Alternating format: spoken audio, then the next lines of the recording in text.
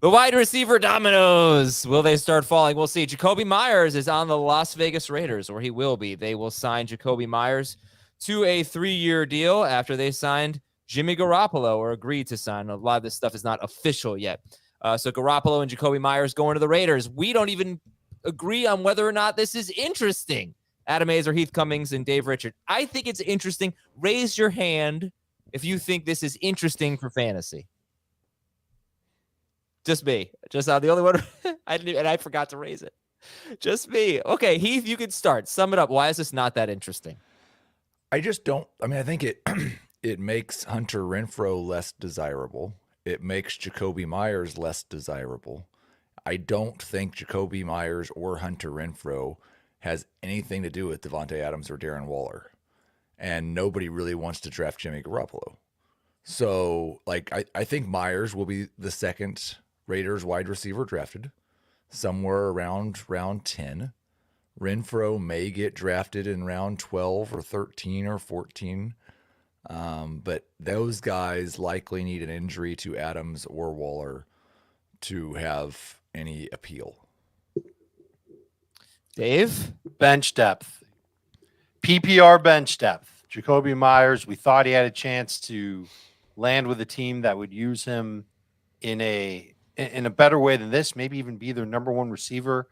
We made comparisons about how he could be this year's Christian Kirk.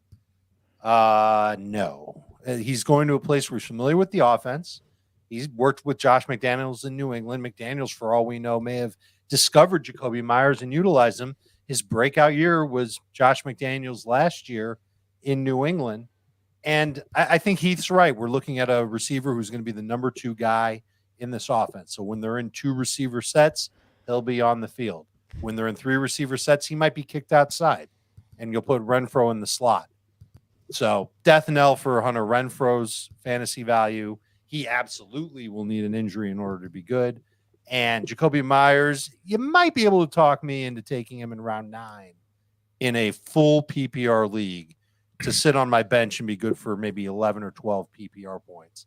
Non-PPR, I don't even think he's worth round 10. I also think there's it's not the most likely, but like 30% chance that this is just an awful signing.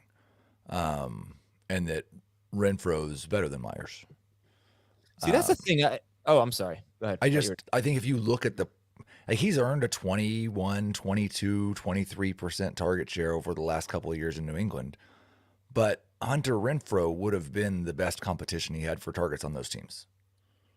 Yeah. Well, here's the thing about Renfrow. I think Renfrow has had a pretty underwhelming career. He had one good season. It was 2021. He did almost all of his damage when both Henry Ruggs and Darren Waller or one of them were out. He had a very good stretch. He's played 56 games in his career. He has 70 or more yards in 11 of 56 games, and 6 of them came in 2021. He followed that up with just a terrible season last year where he averaged 33 yards per game. Now, here's the thing about Renfrow. He's always been a slot guy, but last year he led the NFL in slot percentage. Josh McDaniel put him in the slot almost every single time he was out there, 86% of the time. Myers is more of a 50% of the time in the slot guy, or has been in the past. If they play the same position, I'd rather have Jakobi Meyers. I can't tell you with certainty that Jakobi Meyers is better, but I feel like if they were both free agents, Meyers would have been more sought after. But that's just my opinion. So I do wonder how the two of them fit together. And I also wonder how this doesn't affect Darren Waller. I could see you saying none of this matters for Davante Adams. And for the sake of argument, I will argue against that. I'm not sure I believe it, but I will argue against that later. But for Darren Waller, I don't know how this doesn't make a difference for him when you've got another potential short area target and a quarterback who's a short area passer and just I don't know, just new pieces of the puzzle. And Darren Waller, I think he's awesome, but he's not Davante Adams. So I'm surprised that you guys are poo-pooing this from a Waller perspective. I think Darren Waller, when he's right and healthy, is one of the elite players at his position. And I subscribe to the tight end bucket theory, that there's just a bucket of targets in the offense that's going to the tight end. And so I just don't think I don't think Meyers or Renfrow, and I think we're being a little unfair to Renfrow. Like, he's only had one good year. That 1 year was far and away better than anything Jakobi Meyers has ever done. Not really. Oh, Jakobi Meyers' best season is 866 yards. He had two career touchdowns. 6 touchdowns. But what about, so Meyers had 804 yards. I mean, look, you're going to kill me for this. He had 804 yards last year. He played 14 games. 3 of those games, he was kind of limited in snaps. So, I mean, what did Renfrow have the year before? Renfrow had 103 catches, 1,000 yards, and 9 touchdowns. So I think if you look at yards per game, it'd probably be pretty similar. And I think I can definitely tell you that if you take out the games that Meyers partially played, he blew away Hunter Renfrow's 2021 year in terms of his 17-game pace. I think, so that's just me. And again, he needed Waller, he needed Ruggs to be gone. He's just, I don't know. Meyers. I think you guys are missing it. I think that Meyers is probably going to play a little bit more outside than we're used to seeing. Oh, for sure. Yes. I think he and Renfro's got his role. He's not. The first thing I did was check his cap number. If they cut him, it's $11 million in dead money. So Hunter Renfrow is going to be on this team. Could it possibly be that he gets relegated to just special teams work and maybe the number 4 receiver? There will certainly be times where when the Raiders want to put Meyers in the slot, maybe they think that he's more explosive downfield. That is the case. Then they'll do that, and Renfrow just won't get those opportunities. I don't even know if Renfrow's draftable to that regard, just because I don't know how much he's realistically going to play. He's got almost no shot of matching what he did in 2021. And Meyers is going to have a solid opportunity to get targets and catches, which is what he was doing all along in New England. And so he'll do it again here. That's why I'm a little more optimistic. I think I'm a little more optimistic than you, Heath, when it comes to Meyers in full PPR.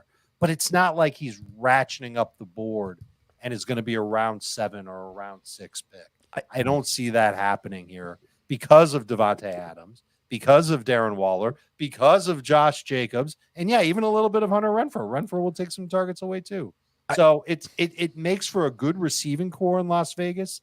He strengthens it. This is a team that's going to end up throwing more than they probably would want to because their defense it still hasn't really been addressed. So if anything, it might make you feel a little bit more encouraged for Garoppolo to complete more passes because he's got a receiver who can get that job done, sure-handed, short area, and even a decent intermediate area target in Jakobi Meyers. I just, I really struggle with the idea. Like we know 4 years ago, everybody in the NFL thought Hunter Renfrow was a lot better than Jakobi Meyers. They've both played 4 years in the NFL. They have basically the same number of catches, the same number of yards, the same number of yards per game.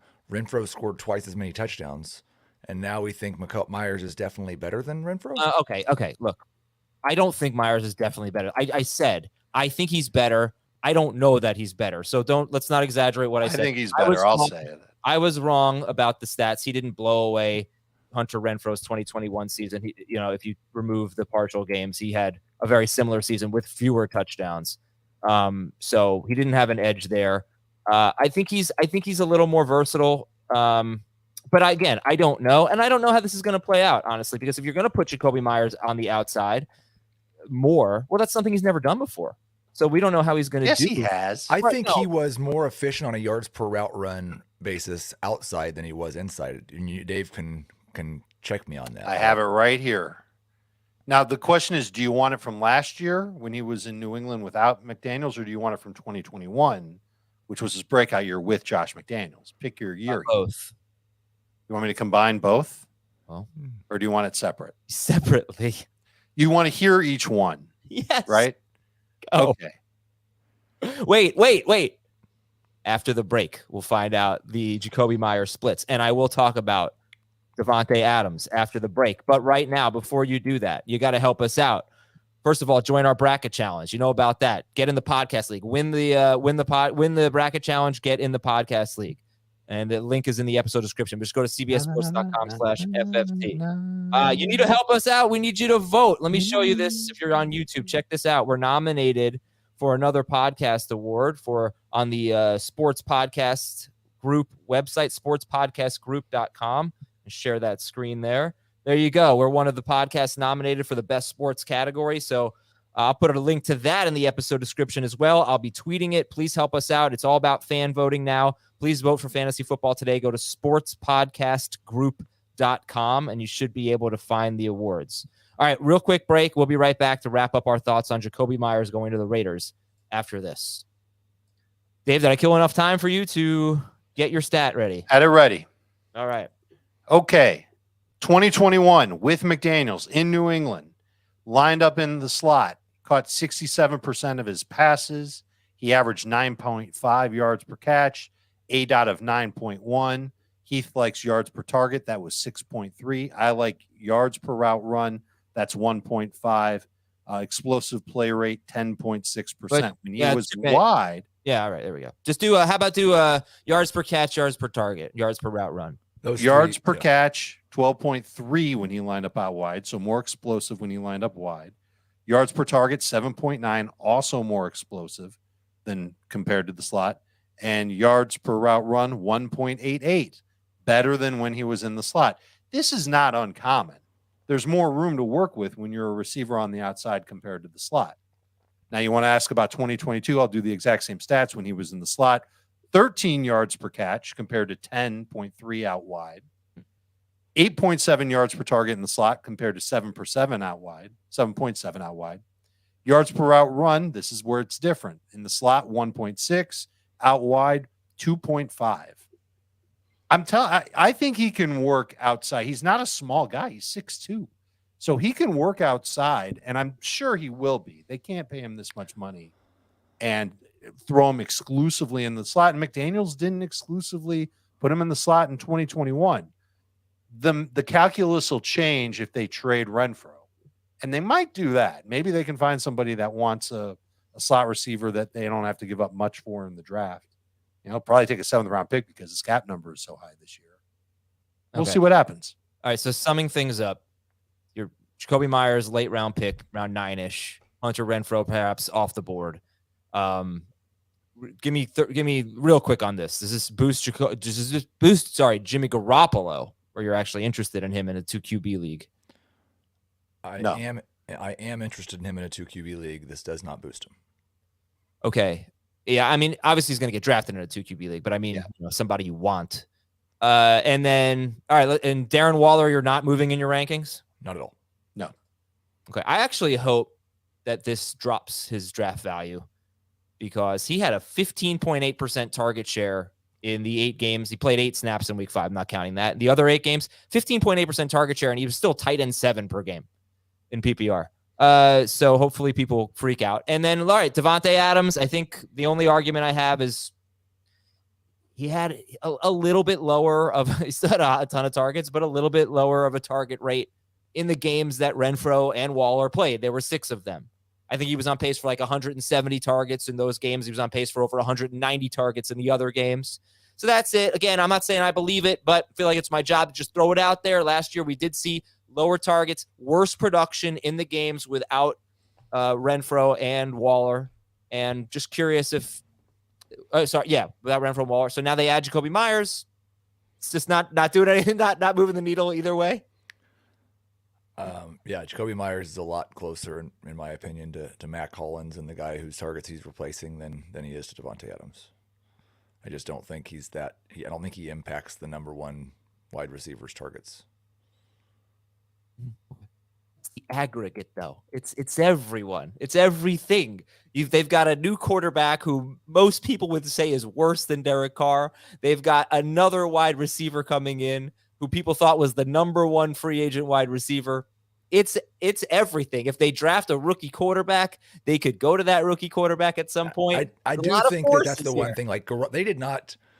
I think Garoppolo is definitely a stopgap quarterback, but I don't think they spent guaranteed $35 million to him, thinking that they might draft somebody to start this year.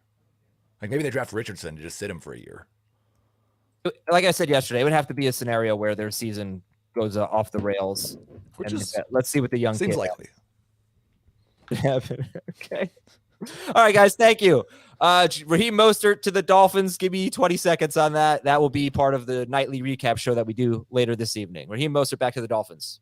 Could end up being one of the running backs that you can draft and use as soon as week 1 as an RB2. But by the time you get to week 3 or week 4, you could be cutting him.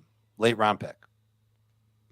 Okay, remember, go to sportspodcastgroup.com, and then you can just click on the awards. It's right there at the top. You'll see. You'll be able to vote for, you have to go to American football, I believe. Double checking. I have not actually done this yet. Yeah, no, that's not it. Which one is it? What category are we here? Fantasy? Is there a fantasy category? I got to find this. So how are you guys doing what's up? Talk. Somebody please talk. Yeah. What are you wanting to talk about? What are you trying to figure out a way to? You should. We're in the fantasy and sports betting.